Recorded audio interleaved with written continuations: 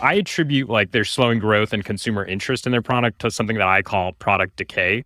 And that emerges from classic growth hacking that Silicon Valley companies do. Growth teams at these companies tend to run the show, and they're incentivized to boost metrics that can have these sort of insidious effects. Let's take an example like their ranking of content is probably fixated like on overall watch time, but that content might be baity that actually performs well. Like there's two examples that I can find that I certainly don't want to watch, but I might click just to see what it is. And that's that show about like monsters dating sexy beasts, and then that silly reality like game show, The Floor is Lava. It'll certainly boost the top line numbers, but I think the problem is that it doesn't actually leave consumers satisfied with the product. These sort of problems have plagued Facebook over the years as well. They prioritized kind of baity content and newsfeed that certainly increased engagement, but it ended up crowding out posts from friends and family. And that ultimately created this whole crisis where users actually just stopped posting, particularly in like influential and higher income coastal areas. And they're still digging themselves out of this situation right now. I think growth hacking is fine, and it's necessary at those early stages of a product's life cycle. It's how you get the velocity going, and definitely how you make money quarter over quarter. But ultimately, like consumer product development is just as much art as it is science. And if you take Snapchat, they've leaned almost entirely toward that art side. And by simply building cool things that they think would be interesting to their core audience, these like coastal teens. And so they're facing the exact opposite sort of problem. But for Netflix, I think they need to actually return to focusing on that segment of users and just be intellectually honest around what the best experience for them would be.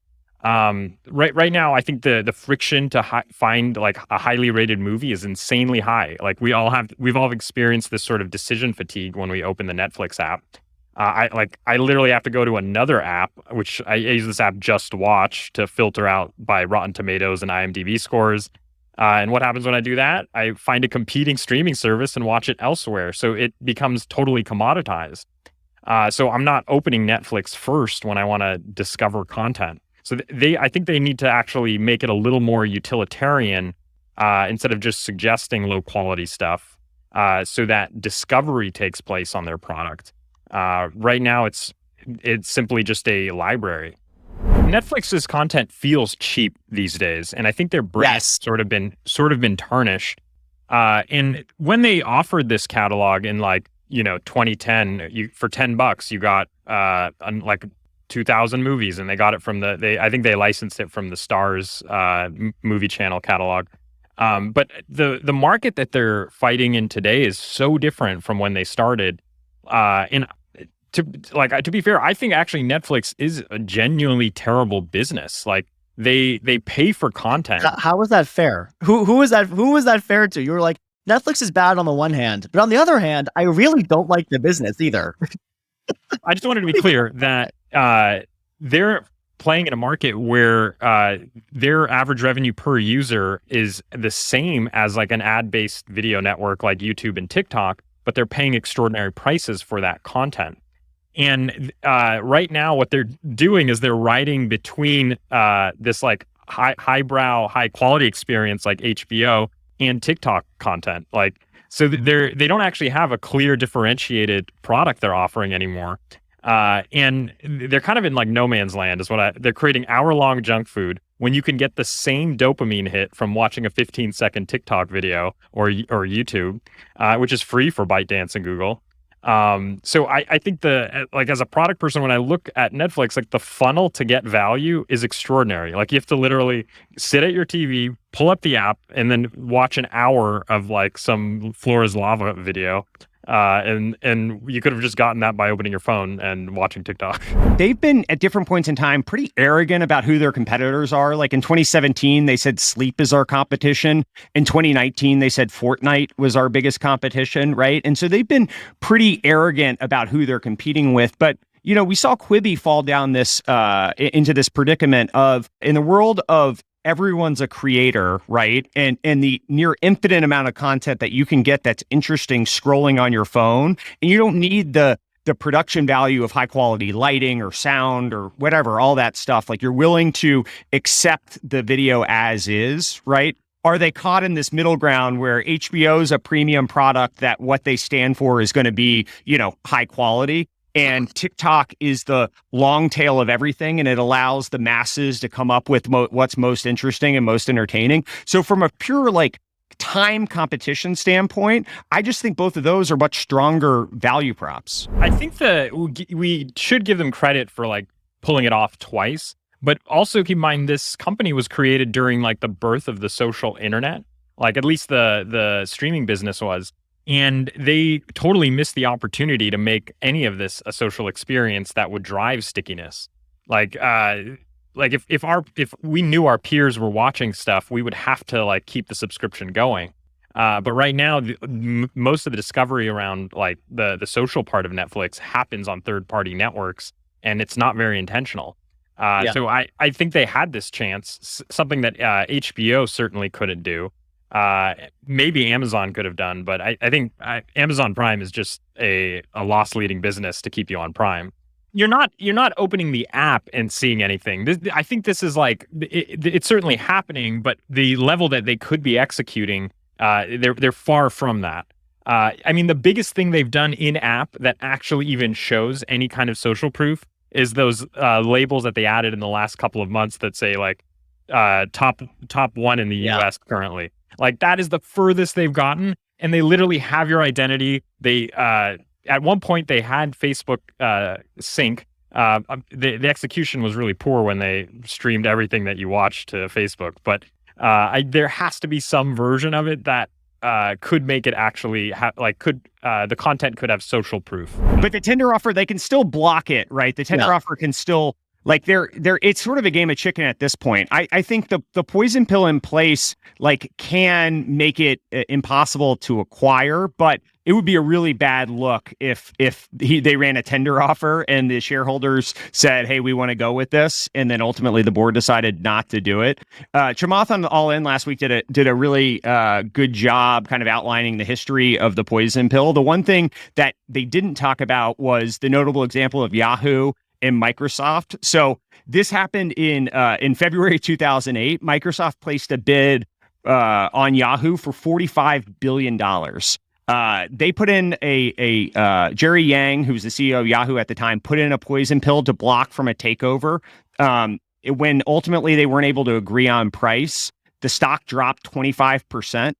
And ultimately, Yahoo was sold for $4.5 billion to Verizon in 2017. So we went from a $45 billion offer to 1/10 of that 9 years later, right here. And so that's the example, the counterexample that these guys are up against of, hey, this really can go south, and the board could act in a very myopic way that doesn't prove to be very successful. And so I think, and by the way, about that, it was half stock, half equity, or sorry, half cash, half stock. And so if you look at that today, that was whatever, 22 billion of Microsoft stock. If you held that, that would be $220 billion worth. And obviously, who knows, they wouldn't have actually held, but it's just insane. You can destroy a ton of value, right? In thinking you're acting in the best interest of the shareholders. I'll give you my radical theory behind the Miami movement that I can now prove empirically was the correct thesis, but a lot of people disagreed with me initially.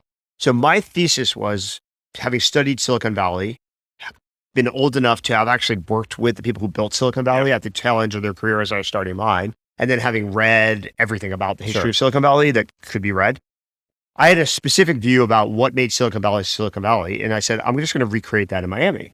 And my diagnosis was the key to Silicon Valley was actually the investors. It was a set of people that had a very different risk appetite that all co-located. And that's what made Silicon Valley. It wasn't Stanford. It wasn't the weather. It wasn't this counterculture. That's all nonsense. So the first thing I did is I'm going to move the investors here. I'm going to move angel investors. I'm going to move VCs. If you look at my goals that I announced when I moved here, is I want 5 competitive firms to Founders Fund to open offices in Miami in the first year.